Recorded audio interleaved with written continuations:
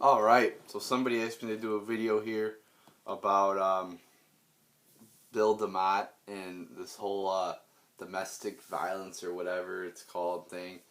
It's going on in WWE right now, and it was requested by Jermaine Richa 16 on Twitter. Um, and my thoughts on it are in the world, I think you should be innocent until proven guilty. And Bill Demott has not been proven guilty of anything yet. I mean, there's been allegations. Does that mean they're true? No, it does not mean they're true. So, he hasn't. There hasn't been any proof, like 100% definitive proof that he's actually done something wrong.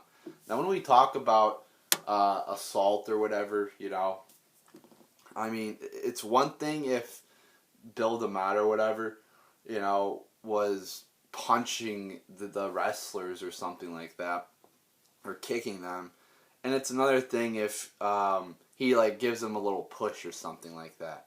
So I mean, what are we talking about here? What kind of assault or whatever are we talking about? Is it just a little thing, or is it like actually a thing that left marks or that made somebody bleed?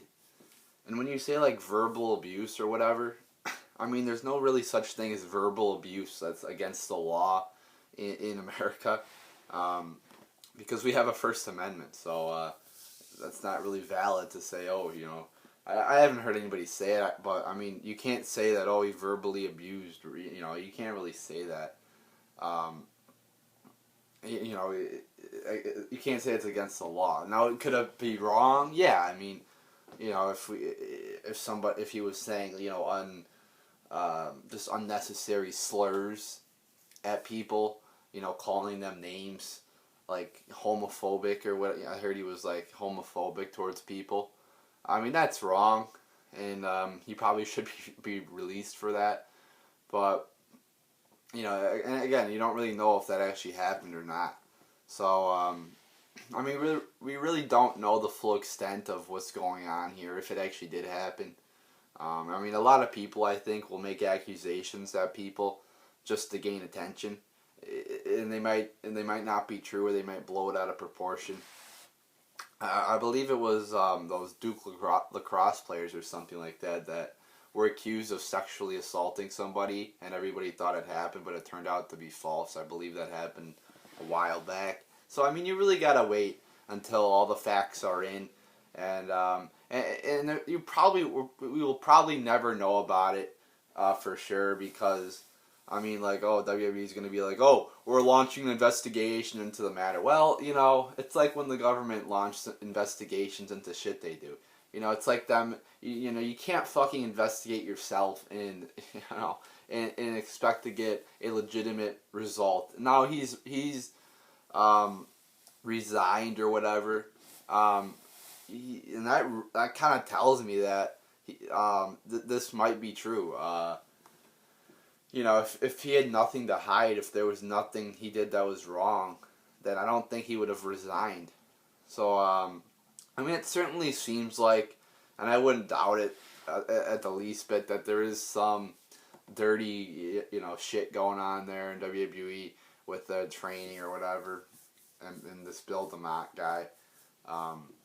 Which is a shame. I mean, I get the point where you could yell at people and try to get them motivated, but I mean, when you take it to the level, and you should never really take it to the level of violence or like homophobic slurs.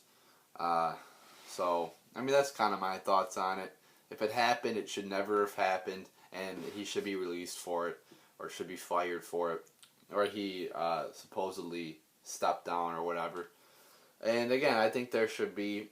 Again, how do we actually find out if these accusations are true? I mean, there's no way, again, of really finding out, because WWE's, again, what are they going to launch an investigation of themselves? So I mean, it's kind of a catch-22, I guess, if you want to put it that way. You can say he's innocent until proven guilty. But it's like, if there was damning evidence against this guy, WWE probably would never release it. So that's kind of the shame in this whole thing here. So there you go, people. That's kind of my thoughts on it. And I think the best way to really train athletes is not to make them scared. Um, I mean, there's a point where you could yell at them if they're doing something very bad. Um, I think like mental errors are kind of the ways that you should be mad at. You know, like in baseball, or if you don't hustle to catch a fly ball. I mean, that's a mental error. But if you strike out swinging, that's a physical error, and I don't think you should be that punished for physical errors. Um, so I guess, if a wrestler makes a mental error, I mean, that's when you could really get mad at them. But that's kind of my thoughts on it. I mean, you shouldn't really yell at them too much and make them scared too much. I mean, I think there's a degree you could take with that. But again, I think the best way to train wrestlers is to build a good relationship with them. And again, I mean, when they come in here, a lot of these wrestlers have already wrestled in other organizations, and they know what the fuck they're doing. They don't need to be taught that much.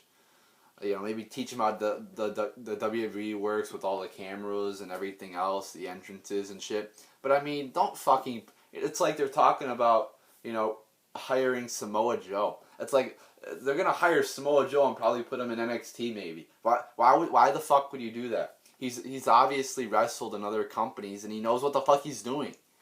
So they did the same thing with Kenta and Finn Balor. I mean, what's the point of that? They already know what they're doing. I just don't get it. I don't get why they need to be in developmental for months before they get pulled up to the main roster. So there you go, people. There's my thoughts on this whole abuse scandal here in WWE.